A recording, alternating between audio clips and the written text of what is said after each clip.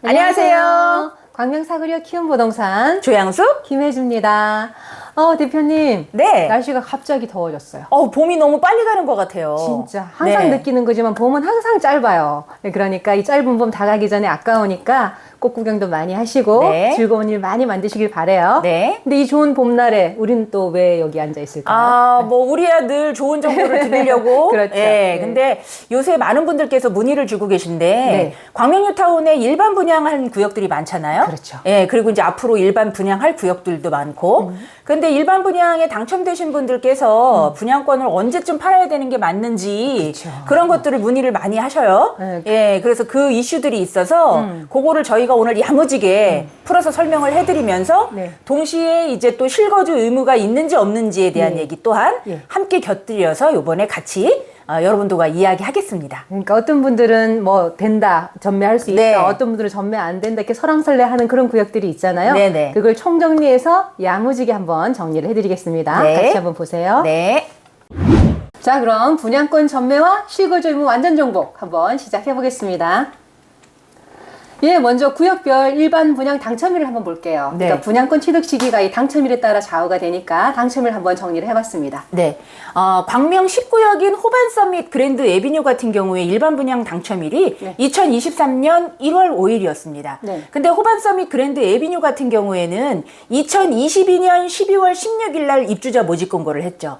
그때 그 당시 광명은 투기 과열지구였어요. 그렇기 때문에 분양가 상한제에 적용 지역이었다는 거죠. 그래서 이 부분은 제가 나중에 설명을 드리기로 하고 그 다음에 광명 1구역 광명 자이 더샵 포레나 같은 경우에는 2023년 5월 16일 날이 일반 분양 당첨일이었고요. 그 다음에 광명 4구역 센트럴 아이파크 같은 경우엔 2023년 8월 8일이 일반 분양 당첨일이었죠. 네. 네, 그리고 광명 2구역인 트리우스 광명 같은 경우에는 2023년 10월 24일이 일반 분양 당첨일이었고요. 네. 그리고 광명 5구역의 자이 힐스테이트 SK뷰 같은 경우에는 2024년 1월 11일 날이 일반 분양 당첨일이었습니다. 그리고 철산동에도 아파트가 있잖아요. 철산 자이더 헤리티지 같은 경우에 2023년 1월 4일이 일반 분양 당첨일이었는데요. 여기 또한 호반서밋 그랜드 에비뉴처럼 입주자 모집 공고일이 2022년 12월 15일이었습니다. 그렇기 때문에 분양가 상한제 적용 지역이었고요. 그리고 철산 자이 브리에르, 철산 10단지, 11단지의 재건축 아파트죠. 여기 같은 경우에는 2023년 11월 7일 날이 일반 분양 당첨일이었죠. 대표님, 그런데 청약 당첨이라는 것이 종류가 여러 개가 있잖아요. 그쵸. 뭐 1순위 청약, 2순위 청약, 또 무순위 청약, 뭐 선착순 계약 여러 가지가 있는데 거기에 따라서 또 조금씩 달라질 것 같아서 저희가 정리를 한번 해봤죠. 네. 저희가 그 기재부 질의에 대한 회신을 좀 찾아봤는데요. 입주자 모집 공고에 따른 청약이 당첨이 돼서 분양 계약을 한 경우에는 소득세법 제88조 제10호에 따른 분양권의 취득 시기를 청약 당첨일로 본다 이렇게 얘기를 했습니다. 그렇죠. 그렇기 때문에 분양 계약일인지 청약 당첨일인지 많이들 헷갈려 하시는데 청약 당첨일이라는 거 요거를 꼭 기억해 주시길 바라겠습니다. 그렇다면 대표님 1, 2순위가 아니고 무순위 청약을 했어요, 제가. 그러면 언제가 저 기준일이 되는 거예요? 무순위 청약 당첨도 마찬가지로 입주자 모집 공고를 통해서 당첨이 되셨다면 그 또한 청약 당첨일을 취득 시기로 보는 거죠.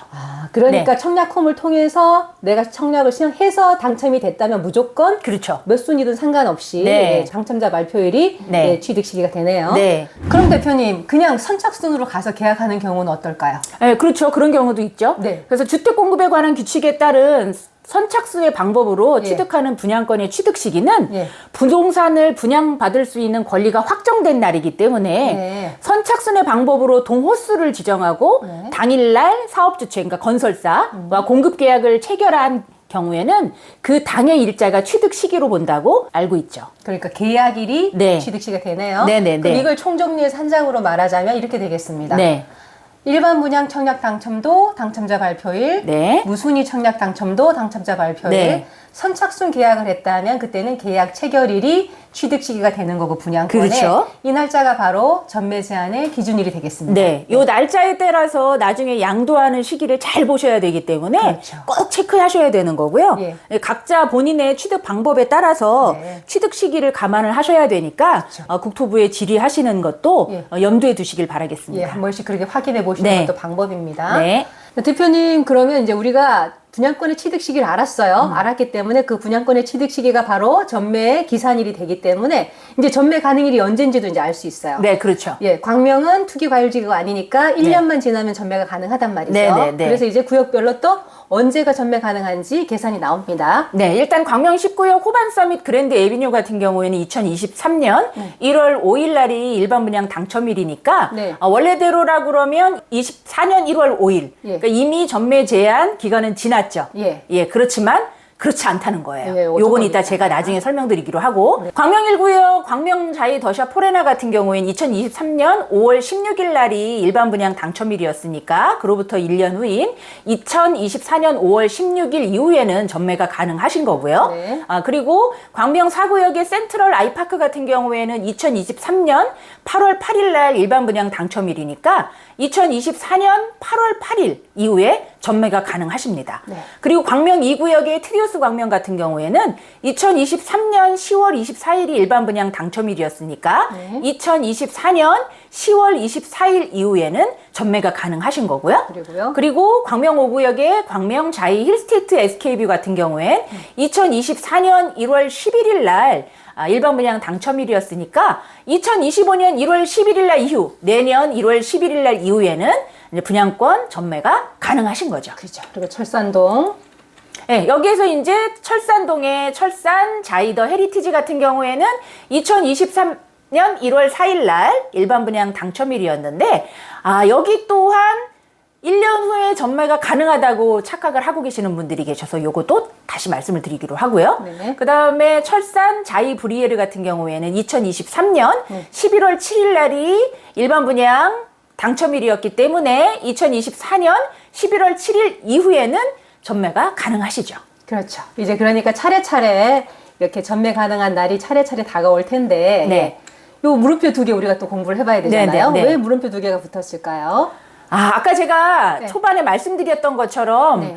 광명 19역의 호반 서밋 그랜드 에비뉴 같은 경우에는 2022년 12월 16일 날 입주자 모집 공고를 했기 때문에 네. 그때는 광명이 투기 과열 지구였습니다. 네. 왜냐하면 광명은 2023년 1월 3일 대책으로 인해서 투기 과열 지구에서 해제가 됐죠. 네. 그렇기 때문에 입주자 모집 공고 이래 투기 과열 지구였기 때문에 전매 제한 1년 플러스 네. 실거주 의무 2년이 있었습니다. 그렇죠. 예. 그리고 네. 그 실거주 의무 2년에 대한 얘기를 지난 호반 서밋 그랜드 에비뉴 영상 때 네. 제가 말씀을 드렸지만 그렇죠. 요게 어떻게 됐죠? 예, 실거주가 3년 유예가 됐어요. 네. 예, 참 좋은 소식이었는데. 네. 예. 왜냐면 원래는 입주를 바로 하셔서 2년 실거주를 하셨어야 되지만 네. 요게 완화가 되면서 3년 안에만 일반 분양자들이 입주를 하셔서 2년 실거주를 하시면 전매가 가능해진 거죠. 그렇죠. 지난번에 네. 말씀드린 것처럼 3년 안에 2년 실거주를 다 완성해야 되는 건 아니고 네. 3년 안에 입주만 하시면 됩니다. 그렇죠. 그 이후에 2년 채워서 네. 하시라는 거죠. 네. 그러니까 실거주는 꼭 하셔야 그 다음에 매도가 가능하다고 저희가 이게 또 궁금해서 국토부에 전화를 해봤었죠. 그렇죠. 예, 그때 네. 국토부 정책과에서 네. 반드시 실거주하고 매도해야 된다. 네. 이렇게 얘기를 했습니다. 그러니까 빠르면 네. 19역 같은 경우에는 요번에 10월 달에 입주를 해서 2년 실거주를 채우시고 2년 후에 파시면 되는 거고요. 그렇죠. 예, 그렇지 않고 혹시라도 전월세를 주셨던 분들은 예. 4년이나 5년 후에 매도를 하시면 된다는 거죠. 그렇죠. 네. 내가 실거주 2년을 완성한 그렇죠. 후에 매도를 네. 하시면 되고요. 그래서 여기서 하나 더 궁금한 게 있었잖아요. 내가 일반 청약을 해서 당첨받아서 나한테 그런 실거주 의무가 붙는 건 내가 이해를 하겠는데 네.